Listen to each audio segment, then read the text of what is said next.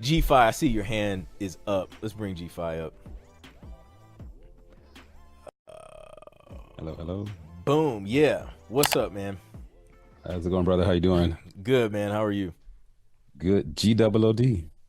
Nice. I'm good. Question. I was wondering, in your experience, does or has song title made a difference in getting your music accepted into music libraries?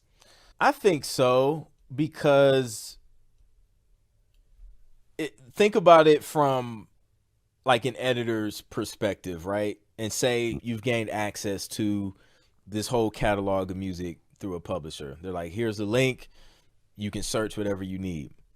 All right. They are going to search words, moods, keywords first, right? Mhm. So if I can name a track something that has those keywords or that mood or feeling or something like that in there, or at least a title that would make you feel like, okay, this seems like this will be something. Let's talk about Dreamy Piano, right? If I named the track Dreamy Piano, I'm going to use that. That's a great title, actually, for one of these ambient tracks. But you named it Dreamy Piano. Like, what do you think when you hear Dreamy Piano? I mean, I just something that's, I don't know, smooth, maybe with piano with reverb on it, Yeah, kind like of, some nice, gentle, ambient piano with a right. lot of reverb, you know what I mean? And Yeah. that's how they're thinking. So when I'm thinking of song titles, I'm thinking, okay, if I'm an editor and I'm searching for music, what's going to make it easy for me to identify what this track could sound like? You can also get fun with it. It just come up with the most outrageous title to just stand out from all the other titles and just make somebody laugh to where they're like, I have to see what this sounds like. So you could do that, but that's the approach I like to take, man. It's just like if they're looking at a list of tracks and they're looking for something specific, what's a title that's going to stand out and say that sounds like something that will fit what I'm looking for. Right. Is it something that you come up on your, just kind of just come up with on your own through brainstorming, or because I use Chat GPT when I can't come up with any extra ideas, Mm-hmm. but I don't know, what's your process for just naming songs? Is it just pure brainstorming or? I honestly, I don't even think too hard about it. Let me see. My last several tracks in Logic, well, those have lyrics. Stay at the top, delicate memories, Mhm. like delicate memories, enter the island. That enter the island was something for, it was a trailer, a tropical island trailer for like movies on islands, I guess. So it had like a lot of like tropical instruments, Right. Caribbean kind of stuff. So I name it Enter the Island. A Okay. soft touch, gentle evening. I literally just come up with these names just on the fly, like when I'm saving the Okay. track. I don't think too hard about it. Fine All right. tranquility, calm sand. I named the one calm sand because I seen the word sand in the piano patch that I was using. Mhm. So I just threw sand in there. And the calm is the feeling, that's the mood. Gentle, Right. that's the mood.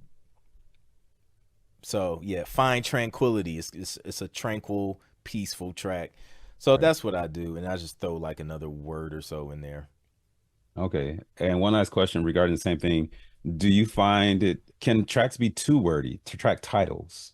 Yes, like I usually don't go past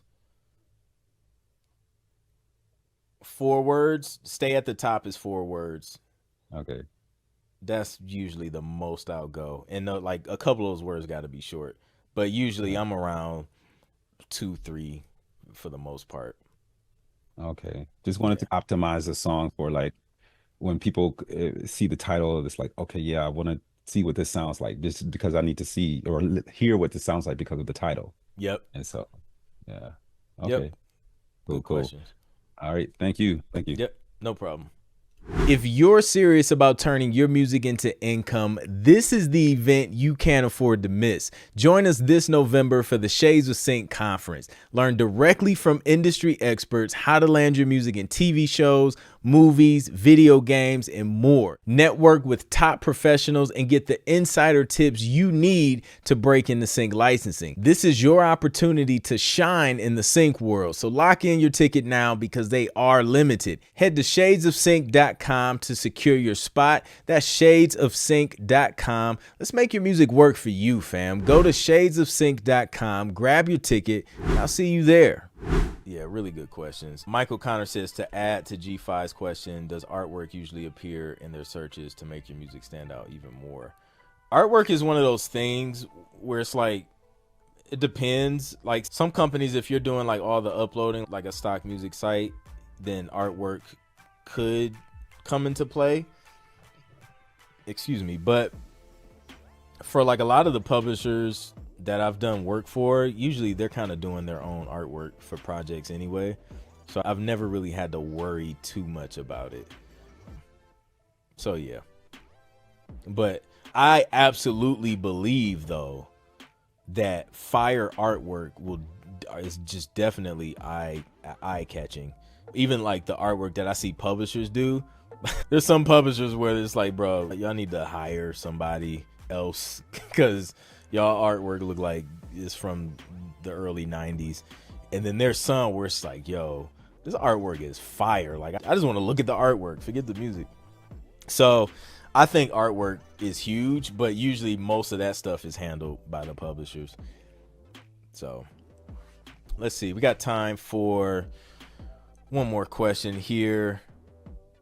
Jacob says, as an instrumental composer, the name or title comes first for me. Or this isn't a question, this is a statement.